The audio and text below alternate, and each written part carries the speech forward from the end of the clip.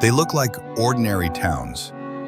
Houses, parks, schools, street lamps still glowing. But then it hits you. There are no people, no voices, no footsteps, only silence. It's not a movie set, not a post-apocalyptic fantasy. These places were real. They lived, they breathed, and one day they just stopped. Some were built from dreams, diamonds, copper, utopia. Others were silenced by war, fire, radiation, or the simple mistake of building too high, too fast, or in the wrong place. What's left is more than ruin.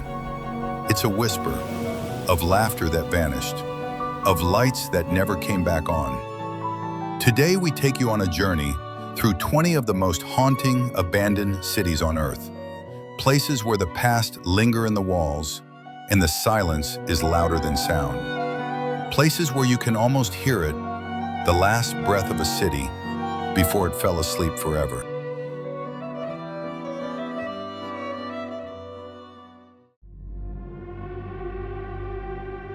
Pripyat, where time froze forever.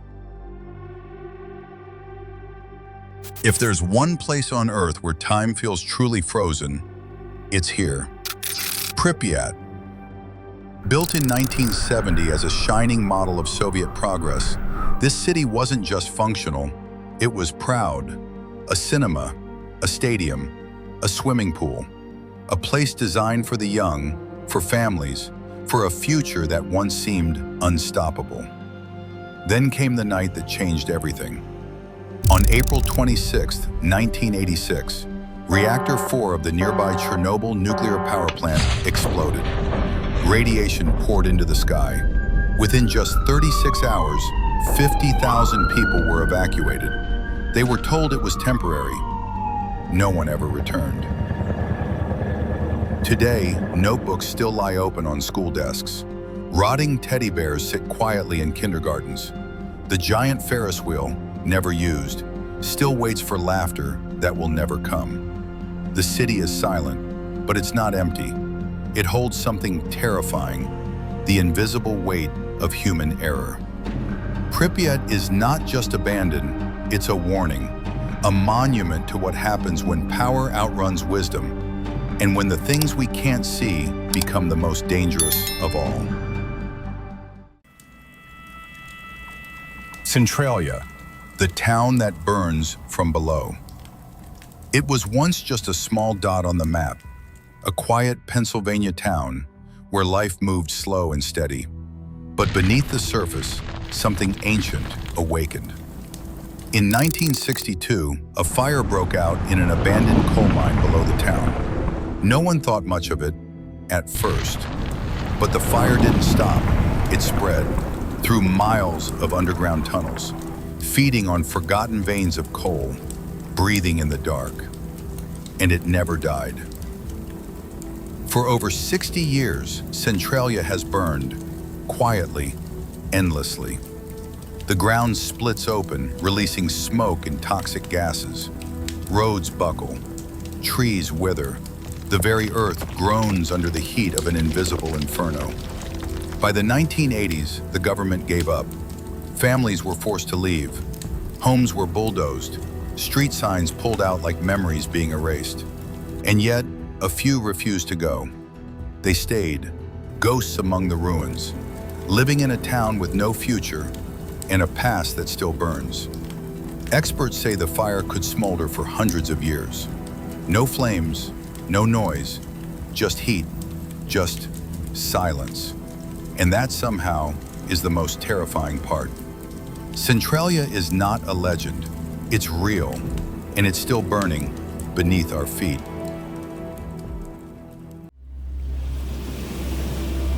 Hashima Island, the concrete ghost ship. From a distance, it looks like a battleship, adrift in the sea, made of concrete and shadow. But Hashima isn't a ship, it's an island, one that once pulsed with life and now floats, abandoned in silence. Just 16 acres in size, Hashima was once one of the most densely populated places on Earth. Built above an undersea coal mine, it housed over 5,000 people, workers, families, children, stacked inside towering gray blocks. There were schools, shops, hospitals, a city at sea powered by coal and ambition. Then the coal ran out, and in 1974, the island was evacuated overnight. No goodbyes, no second chances. Now the buildings crumble. Stairwells lead to nowhere. Corridors collapse into darkness. Salt and time carve their stories into the walls. But beneath the industrial shell lies something darker. During World War II, thousands of Korean and Chinese laborers were brought here, not by choice. They worked in brutal conditions, their suffering buried beneath the progress the island once promised. Today, Hashima is more than a ruin. It's a concrete memory, a monument to both the rise of industry and the cost of forgetting what made it possible. Even the sea, it seems, cannot wash away what happened here.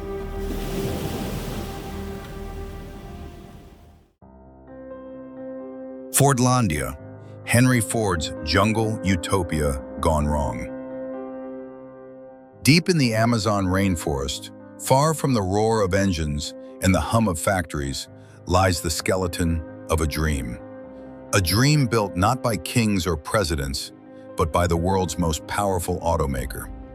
Henry Ford didn't just build cars, he built cities. And in the 1920s, he set out to build one in the heart of Brazil, Fordlândia. The goal was simple: grow rubber, control tire production, cut out the middlemen. But Ford wanted more than trees. He wanted to plant the American way of life in the jungle. White picket fences, square dances, hamburgers, Protestant values, and no alcohol. A utopia by his design. Reality had other plans. The Amazon resisted. The rubber trees died from blight. Workers revolted against the rigid rules and foreign culture. Diseases spread. Order collapsed. By the 1940s, the dream had rotted. Fordlândia was abandoned, and nature began to take it back. Today, vines crawl through empty homes. Roads vanish into green silence. A water tower rusts in the heat, a forgotten monument to American ambition lost in the jungle. Fordlândia is more than a failed project.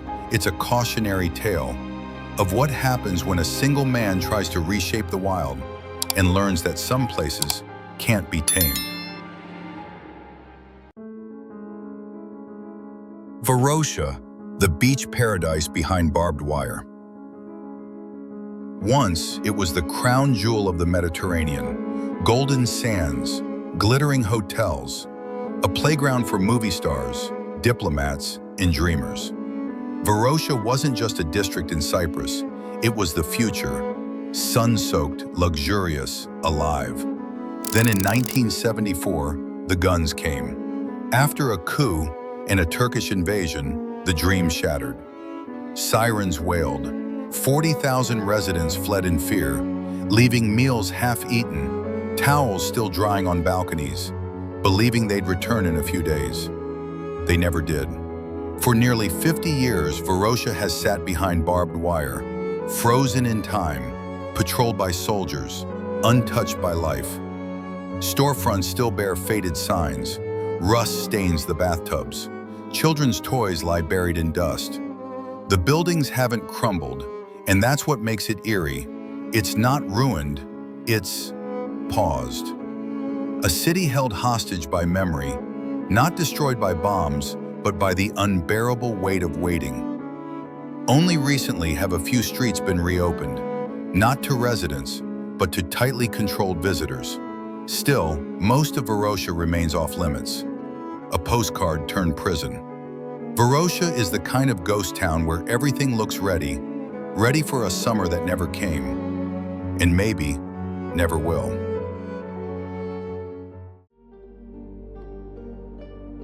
North Brother Island, America's forgotten island of isolation. Just a stone's throw from New York City, tucked between the Bronx and Queens, in a stretch of river buzzing with life, lies an island that time abandoned. North Brother Island. Most New Yorkers have never seen it. Few know it even exists. But for over a century, it held the sick, the unwanted, the invisible. This was where Typhoid Mary, America's first asymptomatic carrier, was forced to live in quarantine, alone, for decades. It began as a quarantine hospital for deadly diseases, smallpox, typhus, cholera. Later, it became a rehabilitation center for war veterans, and then a facility for troubled youth. But scandals surfaced. The walls held more than patients. They held secrets. By the 1960s, the island was shut down, and just like that, it vanished from public memory. Today, North Brother Island is off limits, a sanctuary for birds and silence. Ivy claws through crumbling hallways, windows drip with rot. Nature has reclaimed what fear once built. It's strange, so close to one of the busiest cities on Earth, and yet so utterly forgotten. North Brother Island is more than abandoned. It's sealed, a ghost story hiding in plain sight, where history doesn't echo, whispers. Kolmanskop, where diamonds once grew from sand. In the vast, windswept desert of Namibia, a ghost town lies half buried in sand, its windows wide open to the silence. This is Kolmanskop, a place that should never have existed, and yet, for a time, it glittered. In 1908, a railway worker bent down and found a diamond glinting in the dust. The discovery sparked a frenzy, and from that frenzy, a German town rose in the middle of nowhere. It had everything: an opera house, a hospital, a school, a casino, even Africa's first X-ray machine. Not for medicine, but to stop workers from swallowing stolen diamonds. Money flowed, champagne chilled in iceboxes, suits and gowns rustled through the sand. But greed is restless, and when richer deposits were found further south, Kolmanskop was left behind. The desert didn't rush, it waited, and then it returned. Today, sand pours through doorways, staircases rise into nothing, wallpapers peel like shedding skin. Every room holds a strange quiet, a kind of dignified decay, as if the town is not dying, but dissolving, grain by grain. Kolmanskop is more than a relic. It's a reminder that nature has infinite patience, and that even diamonds can disappear.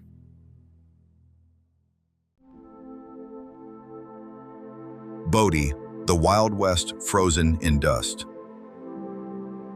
High in the snowy Sierra Nevada mountains of California, there's a town that still stands, quiet, brittle, and paused in time. Bodie. In the late 1800s, this was no sleepy outpost. It was booming. Gold had been struck, and with it came over 10,000 souls chasing fortune. Miners, drifters, gamblers, and outlaws. There were saloons on every corner, gunfights at sundown, whispers of buried riches behind every door. But gold doesn't last, and neither did Bodie. When the mines dried up, the people left. What fire didn't destroy, the wind slowly buried in silence. Yet the town never collapsed, it simply stopped moving.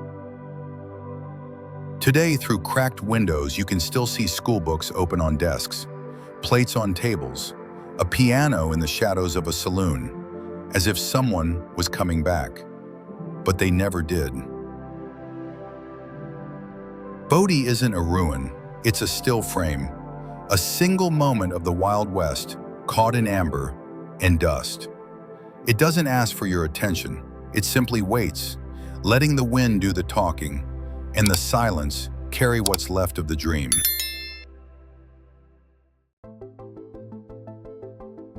Plymouth, the buried Caribbean capital.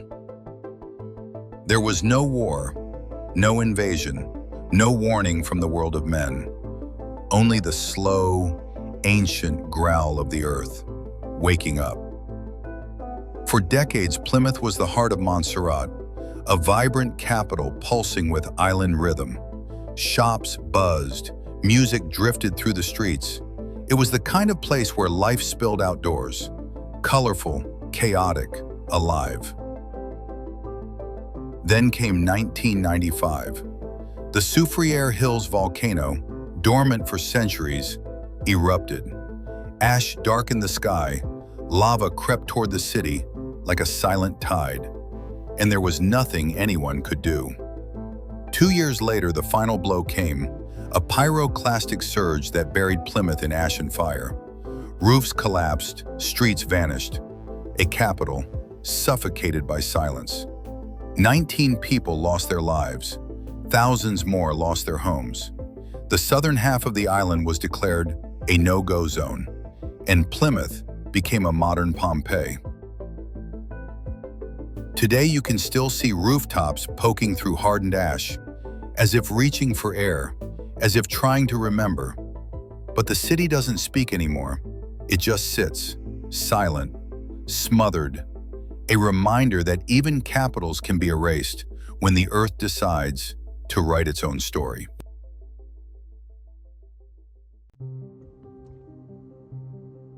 Kennecott, Alaska's copper city in eternal winter. Tucked deep in the icy spine of Alaska, where the mountains bite and the wind never rests, there lies a town that feels frozen not just in weather, but in time. Kennecott. In the early 1900s, this remote outpost pulsed with purpose. A modern mining town, carved from wilderness, built to harvest copper from the belly of the earth. There were homes, schools, a hospital, even a skating rink and a dairy. Steel ambition wrapped in timber walls. At its peak, Kennecott was a marvel, the richest copper ore ever found, a red fortress standing proud against the snow. But nothing lasts forever.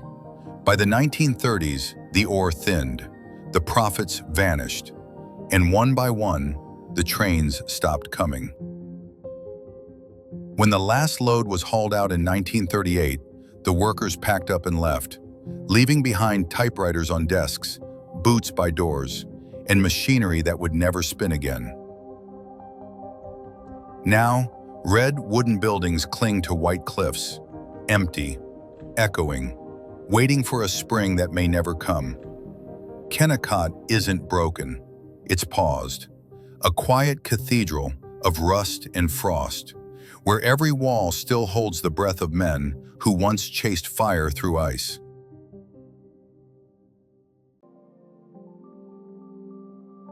Craco, the Italian cliff town lost to landslides.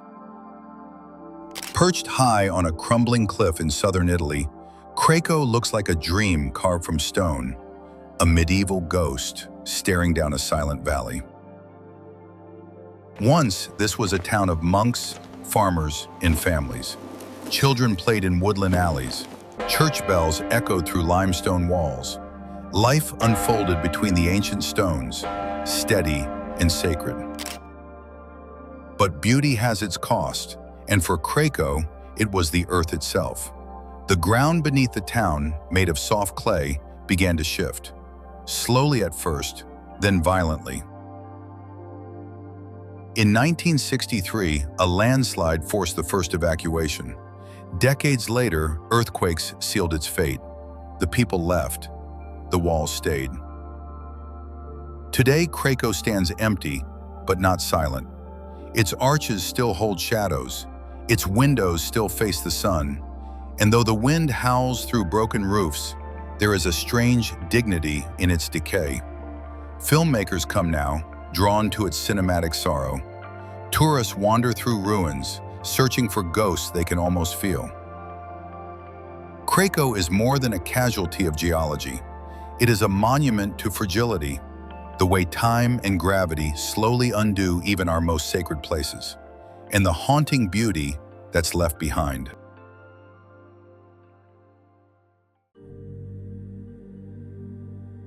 Belchite, the town where war never left.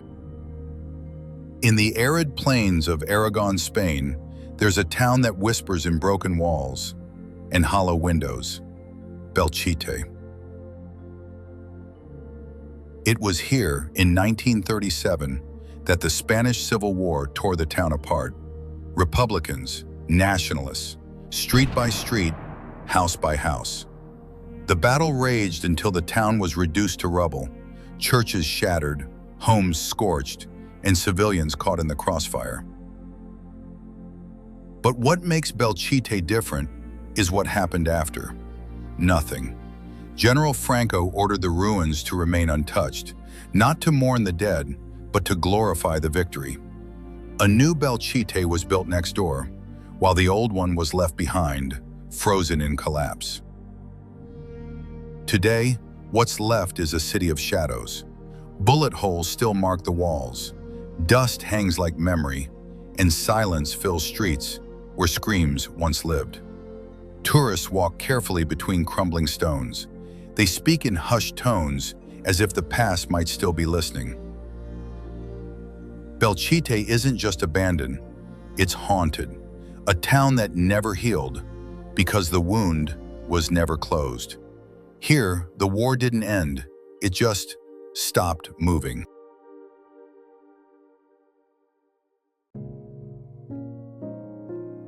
Agdam, the Hiroshima of the Caucasus.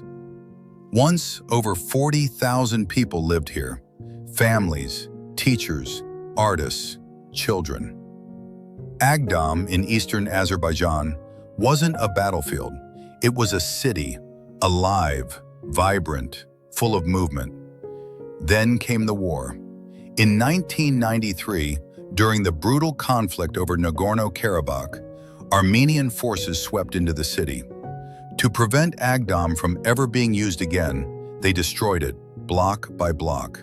Houses were looted, schools were set ablaze, walls were blown apart. What remained was a wasteland of bones and concrete.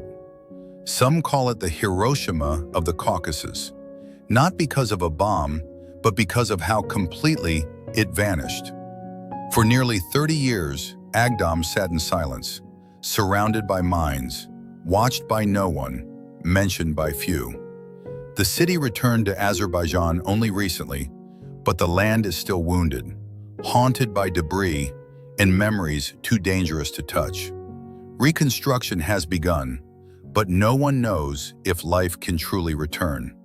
Because Agdam is more than a ghost town, it is a scar, a reminder that some destructions are not just physical, they are generational. And some cities don't fade, they're erased.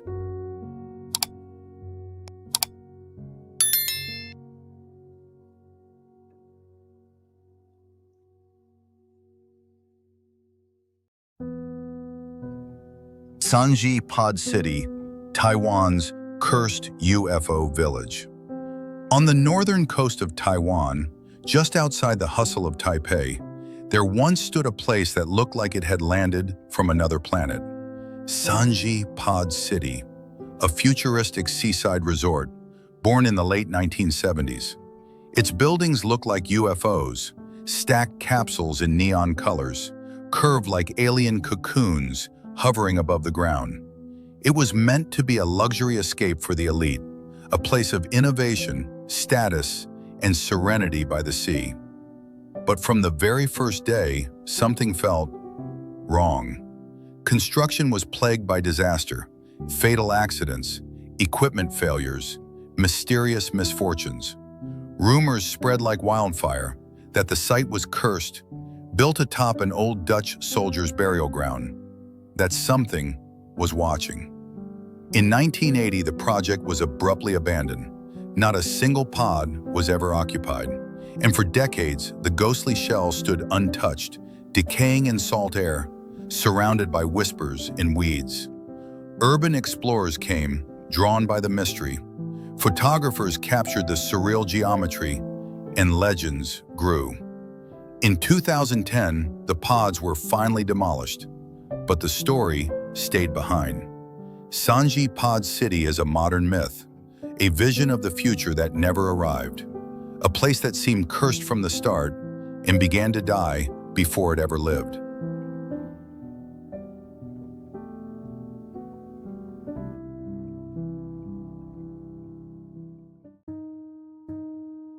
Thames Town, a British ghost village in China. Cobblestone streets, Gothic churches, red phone booths, and rows of Tudor-style houses. At first glance, you'd swear you were in the English countryside, but you're not. You're in China, just outside of Shanghai. Thames Town was built in the early 2000s as part of a bold plan to create European-style satellite cities across China. It had everything: homes, shops, schools, even a cathedral, a perfect postcard of Britain, reconstructed brick by brick. There was just one problem: no one moved in. The homes were too expensive, jobs were too far, and without people, even the most beautiful town feels empty. Today, Thames Town is mostly silent. Its streets echo with the footsteps of wedding photographers and curious tourists, here for the facade, gone by sunset. The buildings are pristine, the lamps still light up at night, but there's no real life behind the curtains. It's not abandoned, it's untouched, like a theater set, waiting for actors who never arrived. Thames Town is a haunting reminder that beauty alone doesn't make a place feel alive. You can build a village out of bricks and dreams, but without people, it's only a memory that never was.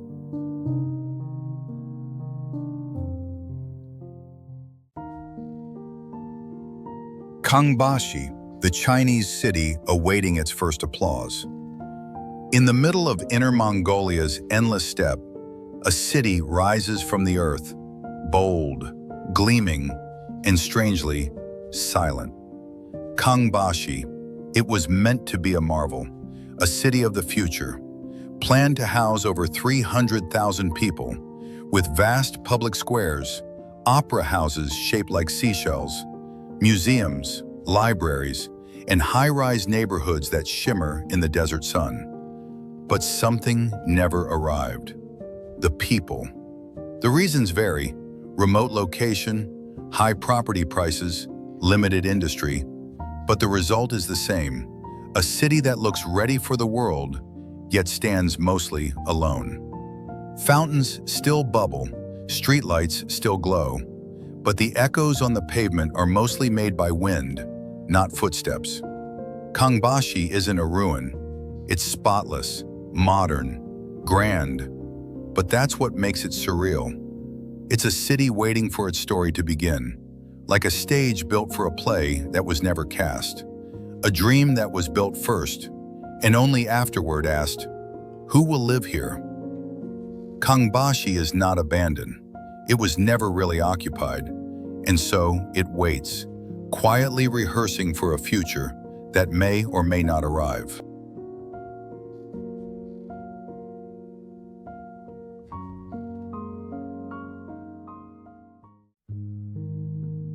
Xiong'an, China's futuristic ghost megacity.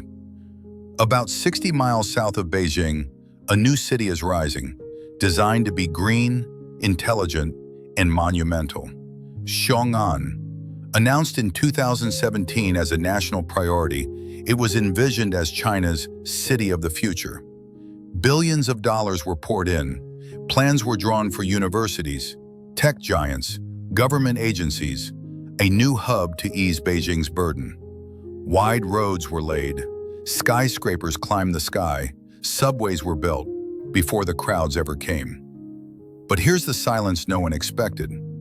Almost no one came. Entire neighborhoods stand spotless and empty. Bullet trains arrive at stations with no commuters. Apartments remain unsold. and the smart streetlights flicker for no one. It isn't abandoned. It was never truly inhabited. Xiong'an isn't a victim of disaster or decay. It's a monument to ambition, to building first and asking questions later. Maybe one day it will thrive. Maybe its glass towers will find purpose. But for now, it's a megacity waiting for a heartbeat. Xiong'an is a reminder that even the most advanced visions mean little without life inside them.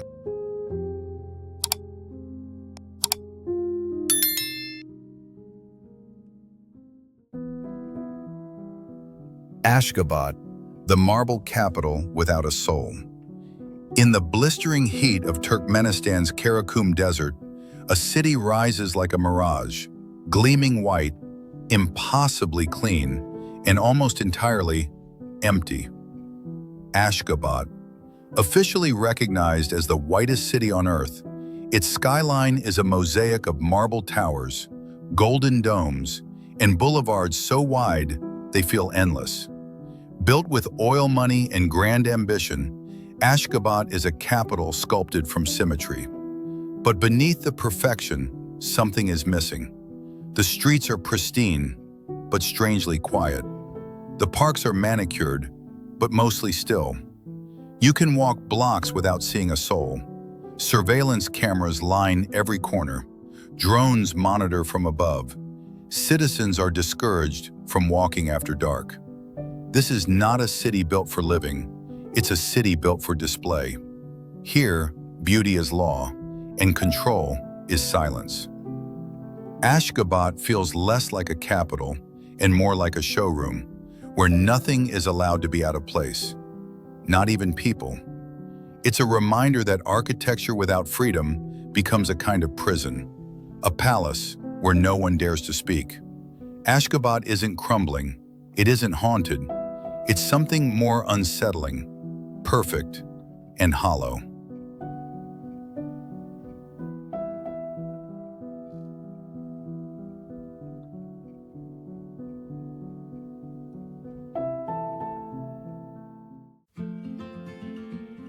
Once, these cities were alive.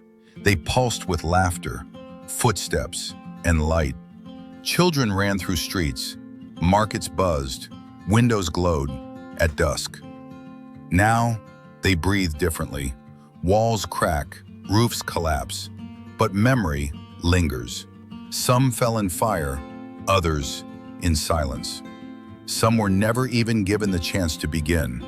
But all of them, every ghost town, frozen utopia, and sunken capital, ask the same quiet question. What does it mean for a place to die if its story still echoes? Maybe on a still day, as wind slips through broken window panes or rattles a forgotten swing, you'll hear it too. The final whisper of a city just before it disappears into silence forever.